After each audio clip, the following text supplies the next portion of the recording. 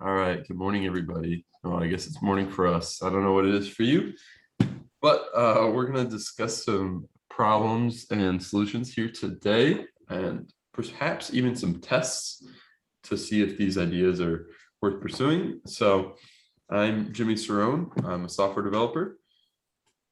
Neil, you want I'm Neil. to? Neil's a manufacturing engineer. Um, Let me see. Yeah, so we've got a few ideas here to kick off. The first one is reminders are very rigid. This is an old one for us. I think this has sat in the backlog for a long time. Yeah, we have had a lot of ideas that haven't made their way over to Trello yet. So we're slowly working through. Oh, that haven't made their way. Or Or sorry, that haven't made their way onto Obsidian. yeah, we've got. Ooh. Ah, see, yeah, I like this. We could do. I mean that. Oh, we have an implementation hypothesis. Ooh wee. This is snazzy here. We've got this is pretty well built out already. Yeah. Do you think this needs a test? I feel like this is probably easy enough. This doesn't need a test. Although, Do you think this could be built out on a no code platform? um, I don't know. What Bubble? Let's poke at Bubble real quick. Let's see. No code app. Um. Oh, this is the one. Oh, oh, this is React Native. Okay, that's good. Um. See, what I want to know, I think notifications are hard, Oh, okay. but I don't remember what I don't remember if it is hard or if we were trying to do something weird. Oh, yes. Okay, so notifications aren't hard unless you're trying to notify from an external system. That's when things get hard. Okay.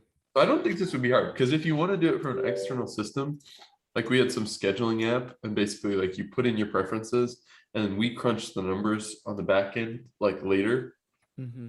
and then we'd like make a schedule, and so then we'd have to send out a push notification from the back end when we Mm-hmm. scheduled you. But this would be easier because it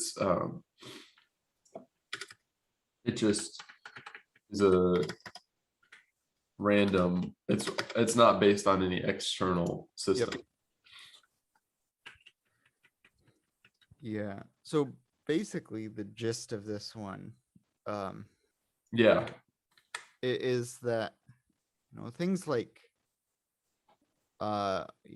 communicating with friends, it can be easy to sort of fall out of touch. um and you could create a reminder, and it's like, okay, every Friday remind me to text Jimmy. But that's kind of rigid. um so instead, have it be, hey, every 2 weeks ish remind me to text Jimmy. And then it might be 10 days, and then it might be another 20 days before the next time, and then 7 the next. So it averages out to the every 2 weeks, or every, yeah, whatever you set the cadence to be. um but yeah, it just allows it to be a little bit more organic. yeah, yeah.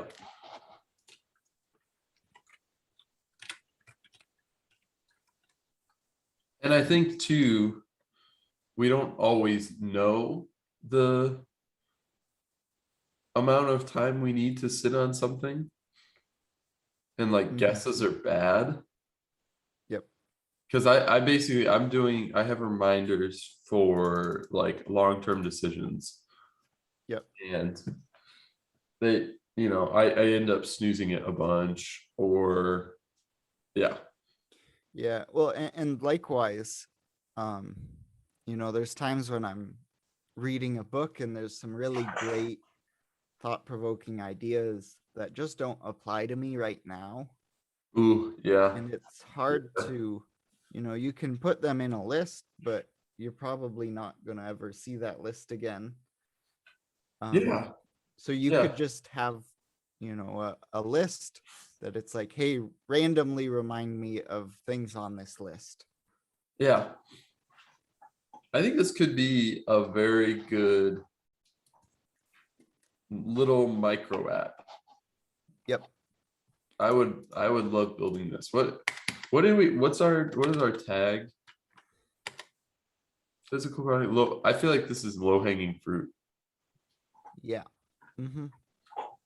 Okay. And it's probably a lab. Yep. All right. Sweet. That's kind of fun.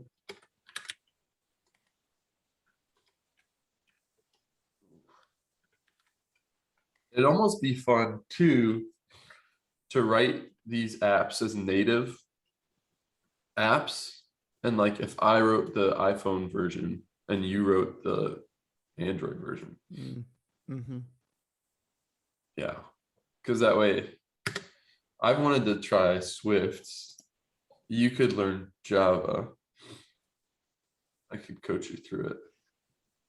I don't think this would be too hard of an app. So Well, that would also be an anti-fragile approach. yeah. Because well, we could also do this in React Native, which is nice because then it's just one app and done Yeah. pretty quickly. But what do you mean by why is that anti-fragile? Well, just we'd have 2 iterations, right? Oh, We could yeah. do like here's the kernel of the idea, see where it takes you, and then we could reconvene Oh, once we've developed it. And and it's like, well, I like this about yours, but I think mine does this better. And you know, it well, and I think this is kind of funny because I would love to be reminded of this app idea yeah, at a yeah. random later date. That's very meta. Mm-hmm. Yeah. No, I think you're right. You've talked about we have lots of ideas that could be interesting, and I think sometimes I forget how many are like quickly Yeah. movable. Oh, yeah, this is a real problem. There's actually research that shows that someone did research. I'm gonna try to find this. I think it was Pete. Uh, let's see. Oh, what was it? Pete the Planner. I think that was an email. That was an email. Okay. The ideal budget. Pete the Planner budgeting.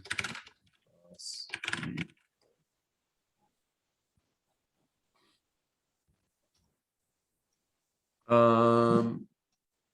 Oh, bummer. Yeah, it is. It is an email. We can track that down later. But Yep.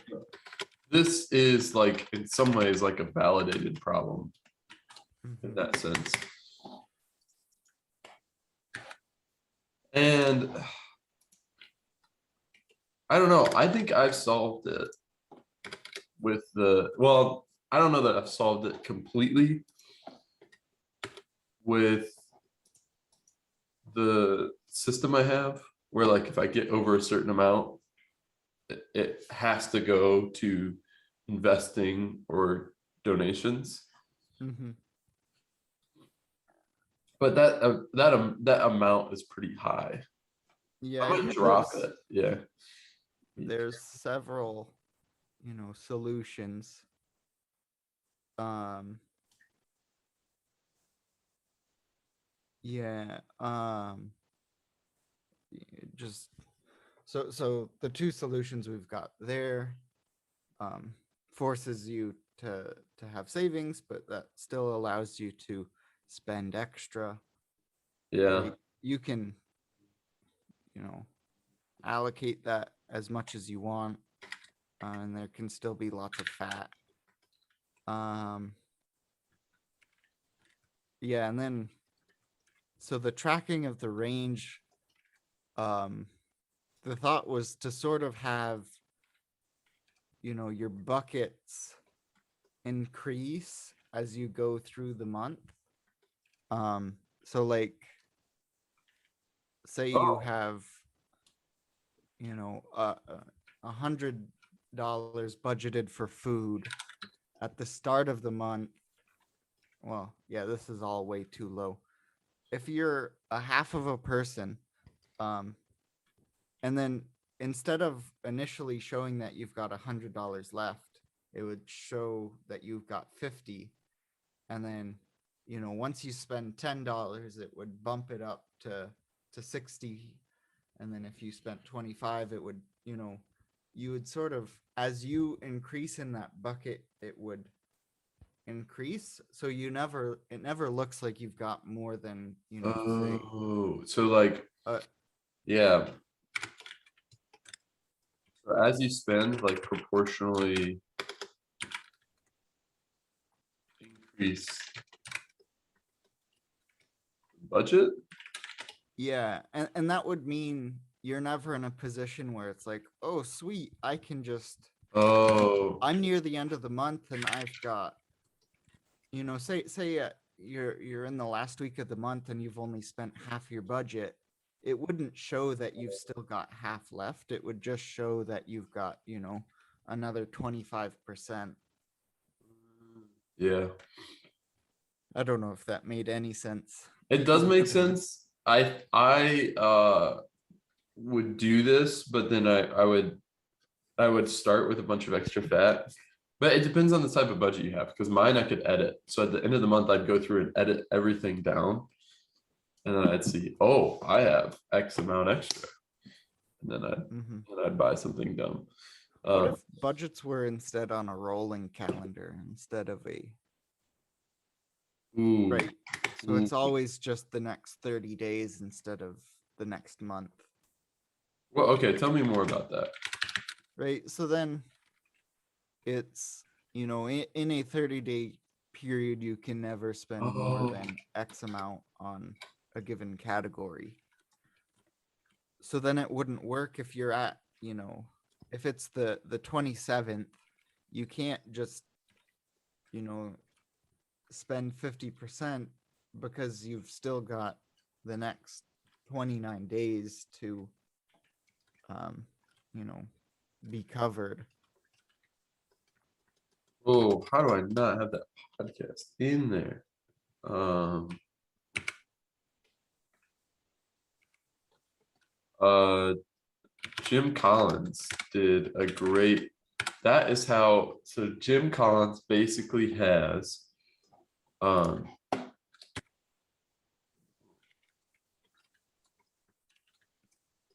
he has that for creative work. He has a rolling calendar, and he has to be above 1,000 hours of creative work per like year at any single point in time in the year. Yep. Yep. Yeah. And that is that's a really good idea. I think that could work. Yeah.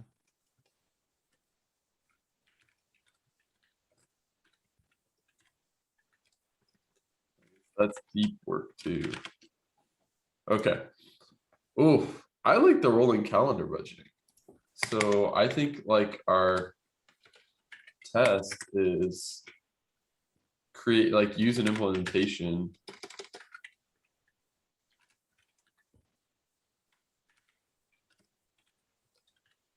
Rolling calendar budget, right? Mm-hmm. That might be tricky, but You could also try gamifying. yeah, I don't know yeah. exactly.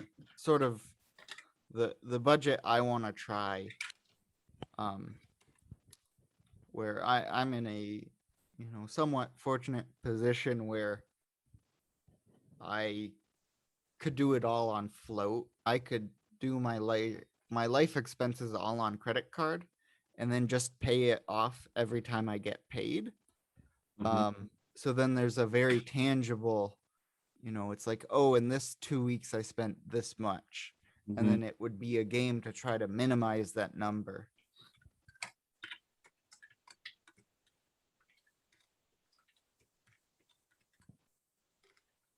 And just to be clear, that is a risky game to play. Yeah. Depending on what you get. If you go crazy, yeah. Yeah, depending on what you get and how much safety net you have. So, or like I think the other alternative is find a thing you want to, this is what I try to do. Like I basically, I'm always trying to find something I should be saving for, or I'm trying to, well, this is what I've discovered is I don't do well with extra money unless I'm pushing towards something. Mm-hmm. So like having a thing that like very clearly, this is what extra money goes towards, I think is really good too. All right, that one's kind of what this is low hanging fruit. Yeah, I think the rolling budget is Yeah. and lab. Yep. Thank you. All right. I guess we should. So low hanging fruit means it's easy to implement and test, and then lab means we want to build it. So we got this from Sciatica. It's this really cool platform that's building out all these experiments. And so the categories they have are studio, lab, and workshop. And so like a studio is something you write about. A lab is something you try. And then a workshop is like the step below production. And then we added on like lacking, which means it probably we need to be reminded of it and look back at it. And then bud is like very, very small, like just the very beginning of an idea. Yeah. Yeah. And then we have a couple other, some of these are like, 100 ideas is probably irrelevant by now, but Yeah, that was last night. I know that was, I saw some pictures of it. I was a little bummed, but so 100 ideas was like a startup competition.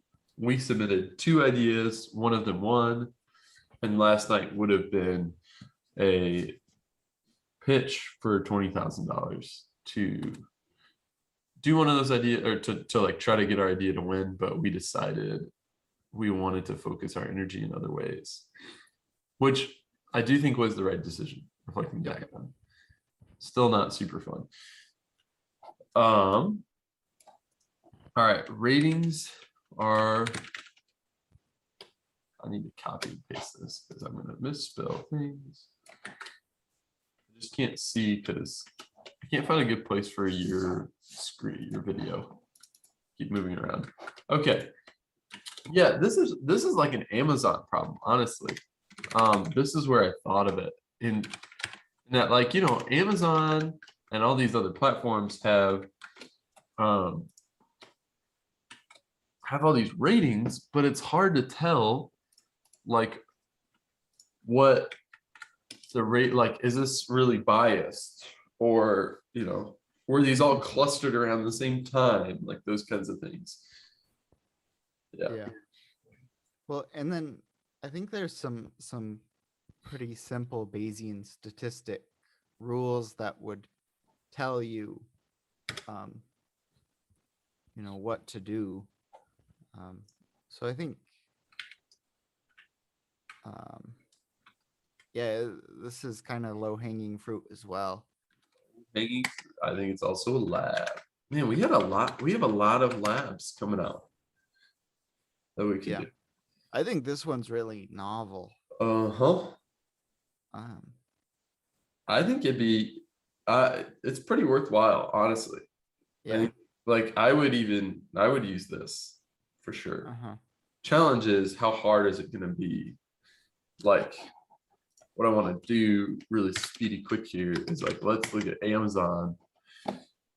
Let's check out a product. I don't know. Or if I search for what, like I don't know, let's search for phone mount for car. Okay, so yeah, see, this is what we do is we add a bad rating and see how much this drops by. Mm-hmm. And for that one, it would drop a lot because there's only 4 ratings. It would basically say that rating is meaningless. But what I'm curious about is, where are these stars here? Yep, there's some stars. My guess is that like this might be hard to figure out. I guess we could say like, oh, it's 5 out of 5 stars. But yeah, that's meaningless because yeah, they're doing the top some. one is 5 out of 5 stars, but there's only 4 ratings. Yeah, but does it say? See, there's 4. We could find it. This is just gonna be hard to replicate, I think, but not impossible. And that'd probably be one where we'd pick Amazon and just figure out Amazon's formatting first. So, okay. I don't think that one even needs a test. I think it's easy enough to implement that. Yeah. Yeah. Okay. Oh. Ooh, yeah. This is so dumb that this isn't a thing. I spend so much time like checking, like cross-referencing my Goodreads and my library, and I don't know if this is like a pretty niche problem. Yeah, probably. But it still feels like a thing where it's like, It's a niche like, problem that the two of us encounter. I think really we could generalize this and say the solution is like something that takes in a list of books and spits out the best place to get it. Right? Like thrift books, Amazon, All Libris, library. It just blows through those and checks. Mm-hmm. So I don't know if this is a lab though.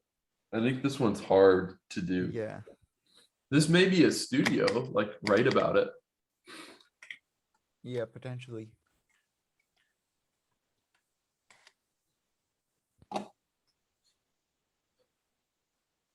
What are you thinking there? Oh, I'm just thinking, I also wish this is kind of related and also kind of niche. But like there's times when it's like, okay, I want a book, and then it's like I need a book now because I'm, about to hop in the car, and it's like, okay, audiobooks available now, and and then just like searching by an author or whatnot. And it'd be nice if I could, if I had a list and it's like, okay, what's available now, and then some way that it would, filter a list already. Oh, like to be able to search for a list in the library app. Yeah. So like the problem is you can't search for a list. I can't filter my list. What do you mean? Like I've got in my library app, I've got a wish list, and it has ebooks and audiobooks. And I wish I could, filter it by audiobooks available now. Now, yeah. So you can't filter a sub list of books by availability and media type on, I'm guessing that's Libby, right? That's Overdrive, but Overdrive and Libby are like the same. Yeah. Okay. I wonder if that's open source. I don't know if it is, because that'd be an interesting pull request to make. Yeah. Delayed gratification is lost in the digital world. I don't know if it's lost so much as it's like controlled. Like I'm just thinking about all these like games, like tycoon games. Like there's this Pokemon game I was playing, and like I, couldn't. I was only, I had to wait 24 hours to play and all that stuff. Yeah. Mm-hmm. I guess there's no delayed gratification in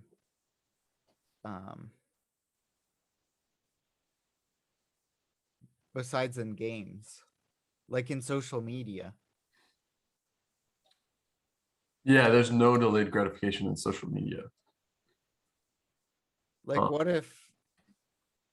what if when you posted something you couldn't see any interactions Ooh. with it for the first 24 hours?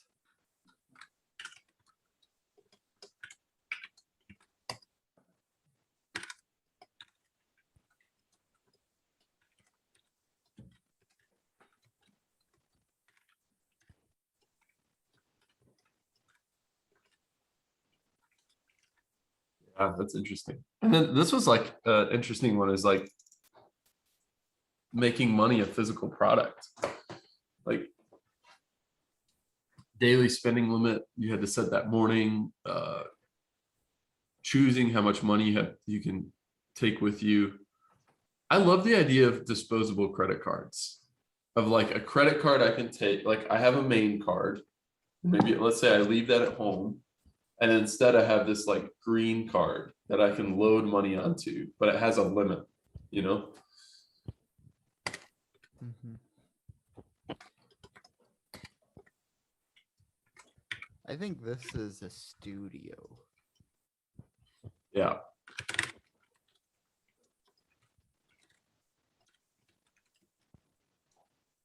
Yeah. And like this would be a bigger thing if we were gonna build something real. Yeah. Do you think the solution is to push it physical, right? What would it look like if social media had a physical implementation?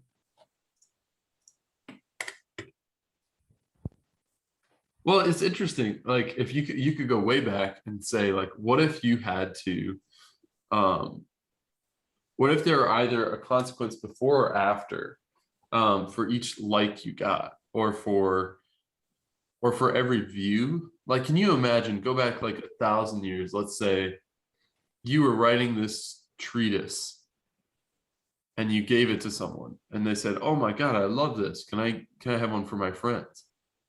And that's your second view. So that means you have to rewrite it. Mm-hmm. Yeah. Oh, what if you had to the original poster had to accept a sharing of media? What do you mean by that? Like if I, post something on Instagram and then you regram it, before you can regram it, I need to approve it. What do you mean by regram? Like you post it again. Oh, I have to ask you for permission? Yeah, like on Facebook, you can just hit the share button and then it posts it. It'd be like Jimmy says, and then my post under. Yeah, that's an interesting idea. I also think Reddit does this in an interesting way with their karma.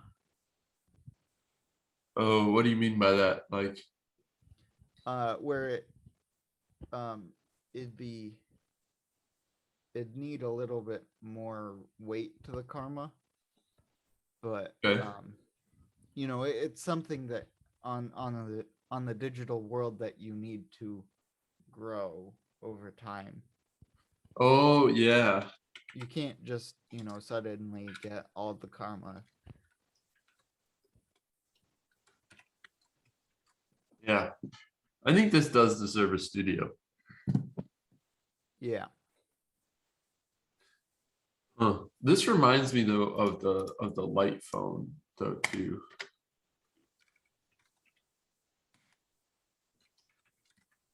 It's like an intentionally limited device. And so does the remarkable. So. All right, so we've got time for one or two more here. Yeah, let's just do one more. Okay. I like this problem. This problem saddens me, but I do like it. Yeah, so Jimmy and I have talked a lot about how to either build a community of like-minded people, or I guess more generally just the problem of community in the places we live. And we've come back several times to the idea of a social media that is like a micro social media. So whether that's just a small digital community, or a community that's bound by your location. Yeah. And we have just run into the problem that all these other sites have these other interests that, because it is so small, that those advertising interests just really, really pollute that environment. Yeah. Yeah, and it's really not a good way to move through the world. Because I feel like you miss a lot of gems. Like it's really doing it's creating black swans kind of. What do you Like mean by that? whether it's let's take restaurants for example. Like if you're rated really highly in Facebook, people search an area to try to find a restaurant, or like then basically you double the amount of people going to that place and you have the amount that are going to other places. You know what I mean? Mm-hmm. So Yeah.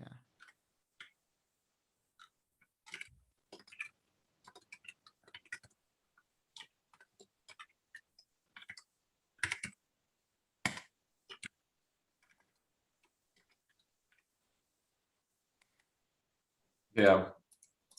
So we thought about locally hosted, Mm-hmm. like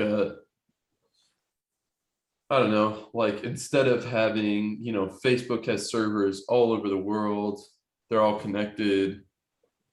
Let's have like nodes that are actually not connected to each other, like literally like physical servers that are located in your community that like don't allow sharing across geographic boundaries. Yeah. But then the problem with that is that people wouldn't join that network. Networks need network effects. Yeah.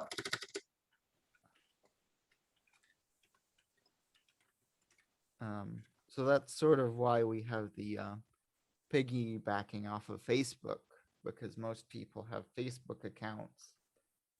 So could we, somehow utilize those accounts while mitigating their access to your data and their admittance of advertisers? Yeah, like make a different Facebook using Facebook, like a Facebook wrapper. Yep.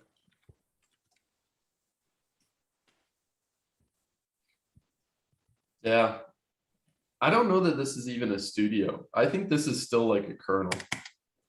It's either a kernel or lacking. I don't think it's lacking. No, I think it's a kernel. How do I spell kernel? No, that was a bud. Sorry, not a kernel. Very similar things though. Mm-hmm. All right. Well, I think that is all we have. We will be picking up some of these next week and getting back to it. Thank you for joining us, everyone. Thanks for chatting, Neil. We will talk soon. Mm-hmm. All right. I'm going to stop recording.